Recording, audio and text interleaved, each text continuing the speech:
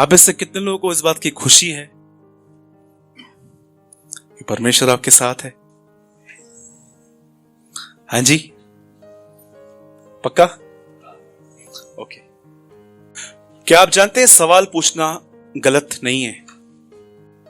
आप में से कितने लोग ये बात जानते हैं सवाल पूछना गलत नहीं है, लेकिन सवाल किस आत्मा में पूछे जाते हैं ये इंपॉर्टेंट है। यीशु मसीह ने कई बार सवालों का उत्तर दिया, कई बार नहीं भी दिया तो इसलिए दिया क्योंकि जरूरी था, और कई बार उसे उत्तर नहीं भी देना ठीक समझा। आज एक सवाल का उत्तर जो हबक्कू के अंदर है, मैं विश्वास करता हूं कि आज हमें इस बात का उत्तर मिलेगा। मैं चाहता हूं आप आज इस वर्ड पे आप थोड़ा ध्यान दीजिए, आज आपको बहुत कुछ सीखने को मिल सकता है। आप में से कितने लोगों ने एक बार हबक्कू की किताब पढ़ी है? पुराने नियम में एक भविष्यवक्ता है, उसका नाम है हबक्कू। बोलिए हबक्कू। उसकी किताब में एक सवाल है, और आप जानते हो, अब हबक्कू आराम से पढ़ के देखो, आपको पहले अध्याय में एक सवाल मिलेगा, और जानते हो वो सवाल क्या है? मेरे ख्याल से आपका भी ये सवाल होगा, और वो सवाल ऐसा है, वो परमेश्वर से पूछता है, दुष्ट लोग फलते फूलते हैं, ऐसा क्यों? वो लोग जो चीटिंग करते हैं, सब प्रकार के गलत काम करते हैं, वो फलते हैं, फूलते हैं, और हबक्कू कहता है हम प्रॉब्लम में। आपको पता है एक जीनियन क्वेश्चन था हबक्कू के अंदर परमेश्वर के प्रति कि प्रभु ऐसा क्यों? अगर ऐसा क्यों है कि जो लोग ईमानदारी से चलते हैं उनके पास तकलीफें हैं, लेकिन दुष्ट फूलता और फलता है। आप जानते हो हबक्कू की शुरुआत एक क्वेश्चन से होती है, और वो अपने आप में एक निराश भी था। पर आप में से कितनों ने हबक्कू का अंत पढ़ा है? जानते हो अंत क्या है? अंत ये है, चाहे दाखलता में दाख लगे या न लगे, चाहे खेत में फसल उगे या ना उगे, परंतु मैं अपने परमेश्वर के कारण आनंद करूंगा। ये उसका अंत है। अब मुझे बताइए, एक आदमी शक से यकीन में कैसे आया? एक आदमी शक में भरा हुआ था, पर बाइबल कहती है उसका अंत यकीन पे हुआ। गिलातियों एकदम उल्टे थे। उनके लिए पौलुस कहता है उन्होंने आत्मा से शुरू किया और कहां अंत किया? शरीर पर। लेकिन हबक्कू एक ऐसा आदमी था जिसने शक से स्टार्ट किया, लेकिन उसने अपना यकीन पे उसने पूरा किया। अब सुनिए, मैं आपको जो कह रहा हूं, आप में से कितने लोग ये बात जानते हैं हबक्कू की किताब किस टाइम में लिखी गई थी?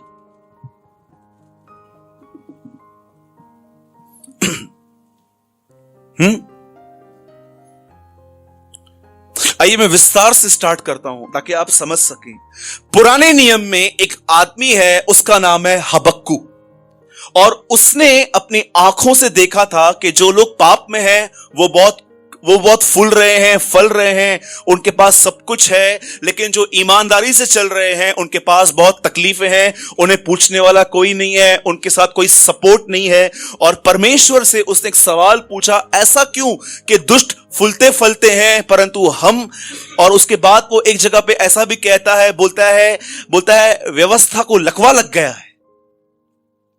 उसके बाद कहता है अधर्मियों की संख्या बहुत है, धर्मियों की संख्या बहुत कम है। ऐसे ऐसे वो क्वेश्चन पूछता है प्रभु से, और परमेश्वर का जवाब देखो क्या है। इतना उसने टिपिकल आंसर दिया है कि परमेश्वर ने दुष्टों को इस दुनिया में क्यों रखा है। आप जानते हैं, आप में से कितने लोग ये बात जानते हैं, पुराने नियम के अंदर एक समय था जब परमेश्वर मूसा को कहता है जा मेरे लोगों को निकाल के लेकर आ। मैं आपसे सवाल पूछता हूं, उस राजा का नाम क्या था? फिरौन, राइट है? फिरौन राजा था वहां पर। मुझे बताइए फिरौन का मन कठोर क्यों किया गया? यस, ताकि परमेश्वर अपनी सामर्थ उसके द्वारा दिखाए। आपको पता है पुराने नियम में परमेश्वर ने एक ऐसे आदमी को खड़ा किया था ताकि परमेश्वर उसके द्वारा अपनी सामर्थ दिखाए। कैसे दिखाई प्रभु ने सामर्थ? मूसा उनके पास जाके कहता है मेरे लोगों को जाने दे, और प्रभु उसका मन कठोर करता है, बोलता है मैं नहीं जाने दूंगा, भेज मेंढक। और मेंढकों के द्वारा परमेश्वर ने अपनी सामर्थ दिखाई। दूसरी बार फिर से मूसा वहां जाता है और कहता है मेरे लोगों को जाने दे। प्रभु उसका मन फिर से कठोर करता है, बोलता है मैं नहीं जाने दूंगा, भेज आग के घोले। फिर से परमेश्वर ने अपनी सामर्थ दिखाई। आप जानते हो परमेश्वर ने फिरौन के द्वारा अपनी सामर्थ प्रकट की। अब जानते हैं एक आदमी के द्वारा प्रभु ने अपनी शक्ति दिखाई। अब देखो सवाल क्या आ रहा है। अब हबक्कू एक सवाल पूछ रहा है कि दुष्ट क्यों फलते फूलते हैं। आप जानते हो प्रभु उसको क्या उत्तर देता है। इस उत्तर को सुनिए, बहुत प्रैक्टिकल है आपकी लाइफ में। परमेश्वर उसे कहता है सुन, मैं तुम्हारे समय में एक ऐसा काम करने पर हूं जिसकी चर्चा जब की जाएगी तो कोई विश्वास नहीं करेगा। मैंने ये क्वेश्चन 5 लोगों से पूछा, मैं आपसे भी पूछता हूं, जितने भी लोग आज यहां पर बैठे हैं, परमेश्वर से हबक्कू ने सवाल पूछा, दुष्ट लोग फलते फूलते हैं, और परमेश्वर कहता है सुन, मैं अब एक ऐसा काम करने पर हूं जिसकी चर्चा जब की जाएगी तो तुम विश्वास नहीं करोगे। बताइए यह काम कौन सा है?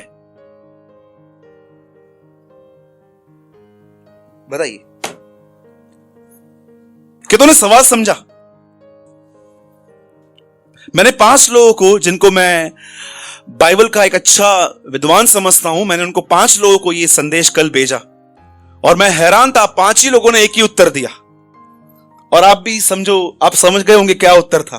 5 लोगों ने एक ही उत्तर दिया और वो उत्तर था कि यीशु मसीह क्रूस पे मरने वाला था, इस काम की चर्चा ये काम था। पर आपको पता है they are completely wrong, completely. मैं आपसे पूछना चाहता हूं, ये कौन सा काम था जो परमेश्वर हबक्कू से कहता है कि मैं एक काम करने पर हूं, जब वो किया जाएगा तो तुम में से कोई बिलीव नहीं करेगा। आप जानते हो परमेश्वर क्या बोल रहा था? सुनो, मैं एक गवर्नमेंट रेस कर रहा हूं जिसका नाम है नबूकदनेस्सर।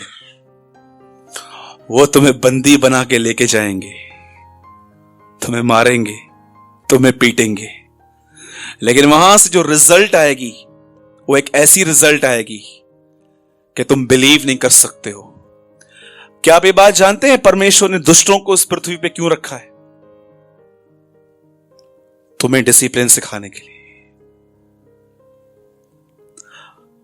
मैं आपसे एक सवाल पूछता हूं, आपके लाइफ में भी कोई तो ऐसा होगा, हिकिड़ो तो जरूर हूंदो है, एक तो होगा जिसका मूड बार बार चेंज होता है आपके लिए, जिसका व्यवहार आपके प्रति कभी भी सेम नहीं रहता है। आपको पता है परमेश्वर ने उस आदमी को आपके लाइफ में क्यों रखा है? कितने लोग ये बात जानते हैं? Boss, difficult husband, difficult wife, situations. परमेश्वर हबक्कू को यह कह रहा था, सुन, मैं काम करने पर हूं, एक आदमी आएगा, वो तुम्हें बांध के लेके जाएगा। और मैं जानता हूं तुम सब सिर्फ यही सोचते हो, मैं प्रेमी हूं, मैं दयालु हूं, मैं ऐसे स्टेप्स लेता ही नहीं हूं कभी। पर क्या आपको पता है पतरस में लिखा है, तुम उसे हे पिता कहते हो जो हर एक का न्याय भी करता है। आप में से कितने लोग ये बात जानते हैं परमेश्वर आपके जिंदगी में एक आदमी ऐसा रखता है जिसका मूड समय समय पे बदलता रहता है आपके प्रति, और वो आपको तोड़ता है। मैं आपसे पूछना चाहता हूं, आप उसका विरोध कर रहे हैं कि आप इस चीज को समझ के ले रहे हैं कि ये परमेश्वर ने ठहराया है मुझे ठीक करने के लिए? टेल मी, पूछिए अपने आप से। इसलिए पतरस कहता है, आओ उसके हाथ के नीचे आ जाएं ताकि उचित समय पे वो तुम्हें उठाए। आपके और मेरे जिंदगी में परमेश्वर कई बार ऐसी चीजें लाएगा, वो अलाउ करेगा ताकि हम डिसिप्लिन सीखें। आपको पता है इस दुनिया का सबसे कठिन काम कौन सा है? मैं आपको बताऊं, सबसे कठिन। प्रेयर करना बहुत आसान है, वचन पढ़ना उससे भी ज्यादा आसान है, प्रार्थना करना और चर्च में आना उससे भी ज्यादा आसान है। जानते हो इस दुनिया का डिफिकल्ट में डिफिकल्ट वर्क क्या है? सुनना। किसी की सुन के लेना, this is the most difficult. इसलिए बाइबल कहती है सुनना तो बलि चढ़ाने से उत्तम है। अगर आपको अपना स्पिरिचुअल चेकअप चाहिए ना, बोलो स्पिरिचुअल चेकअप। कैसे लोग चेकअप के लिए जाते हैं ना, जब बीमार होते हैं तो चेकअप के लिए जाते हैं, वहां पर कुछ नहीं मिलता है इंजेक्शन से ब्लड निकाल के, तो उसके बाद वो लोग सीटी स्कैन करवाते हैं, पूरी बॉडी उसके अंदर रोलर के अंदर जाती है, पूरा सीटी स्कैन। अगर आपको अपना स्पिरिचुअल चेकअप चाहिए ना, तो मैं आपको बताता हूं एक ही जगह पे मिल सकता है। जब भी आपको कोई सुनाए वो आपका स्पिरिचुअल चेकअप है कि आप उसके बाद उनको रिप्लाई कैसा करते हो।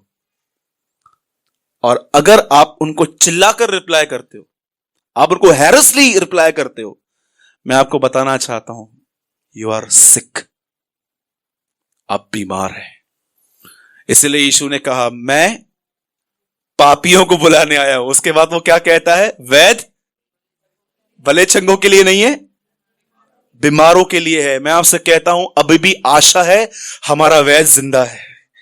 ये सबसे बड़ी होप है कि अगर हम बीमार भी है ना, तो हमको टेंशन लेने की कोई नीड नहीं है। आप दही के दुकान पे लेने के लिए जाते हैं, टीवी के दुकान पे लेके जाते हैं, हम उसके बनाए हुए हैं, हम उसके पास जाएंगे, वो हमारा सही इलाज करता है। बोलो यीशु मसीह की। कितने लोग मेरी बात समझे?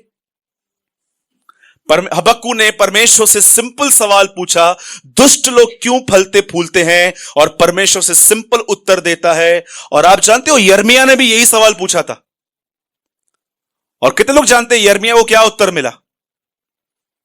प्रभु यिर्मयाह से कहता है, यदि तू चलती हुई सेना के साथ नहीं चल सकता, तो तू दौड़ने वाले घोड़ों के साथ कैसे भागेगा? मैं सोच रहा था प्रभु आपने इसको ऐसा उत्तर क्यों दिया कि जब तू सेना के साथ चल नहीं पाता तो तू घोड़ों के साथ दौड़ेगा कैसे? इसका मतलब क्या है? परमेश्वर कह रहा था जब तू थोड़ी थोड़ी बात भी बर्दाश्त नहीं कर पाता, तो तू बड़ी बड़ी बातें कैसे बर्दाश्त करेगा? आपको पता है यीशु ने एक वचन कहा, मुझे बहुत पसंद है। इस वचन में ऐसा लिखा गया है, धन्य है वे जो मेल मिलाप करवाते हैं। जानते हो मेल मिलाप का मतलब क्या होता है? इंग्लिश में बहुत ब्यूटीफुल लिखा गया है, blessed are the peacemakers. बोलो पीस मेकर। आपको पता है हमारे परिवार के अंदर यह वचन हमारे घरों में लिखना चाहिए, blessed are the peacemakers. धन्य है वे जो शांति के लिए काम करते हैं। पता है एक सच्चा विश्वासी कभी भी नहीं चाहेगा कि मेरे घर पे झगड़ा हो, और उसका एक चिन्ह क्या है, वो बेचारा हर बात एडजस्ट कर लेता है।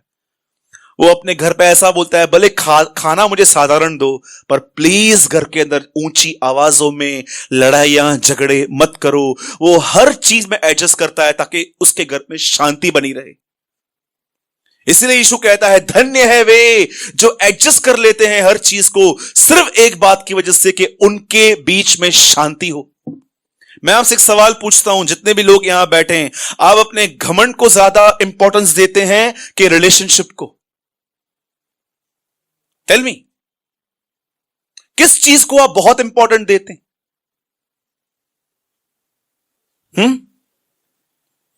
अरे कुछ मिले या नहीं मिले, नो इश्यू। बाइबल क्या कहती है आपको पता है? सीक द फेलोशिप, आपस में संगति ढूंढो। मैं आपसे यही कहना चाहता हूं कि परमेश्वर कई बार हमारे जिंदगी में ऐसे लोग रखता है ताकि वो हमारा स्पिरिचुअल चेकअप करें और हम डिसिप्लिन लाइफ में आए। मैं आपको कहता हूं डिसिप्लिन बाल बनाने में नहीं है, डिसिप्लिन व्हाइट शर्ट पहनने में नहीं है, बेल्ट लगाने में नहीं है। सच्चा डिसिप्लिन ये है कि आप सुन लेते हो और कोमलता से उत्तर देते हो। That is a blessed discipline, कि आप सुन भी लेते हो और आपका जो आंसर होता है वो जेंटली होता है। अगर सच में कोई ऐसा आदमी हो यहां पर, इसलिए बाइबल कहती है तुम्हारी कोमलता सब मनुष्यों पर प्रकट हो, प्रभु निकट है। बोलो यीशु मसीह की। कितने लोगों को यह वचन अच्छा लगा? बिल्कुल ना ब्रदर, चेंज करो। हाँ वैसे भी छोटा ही था।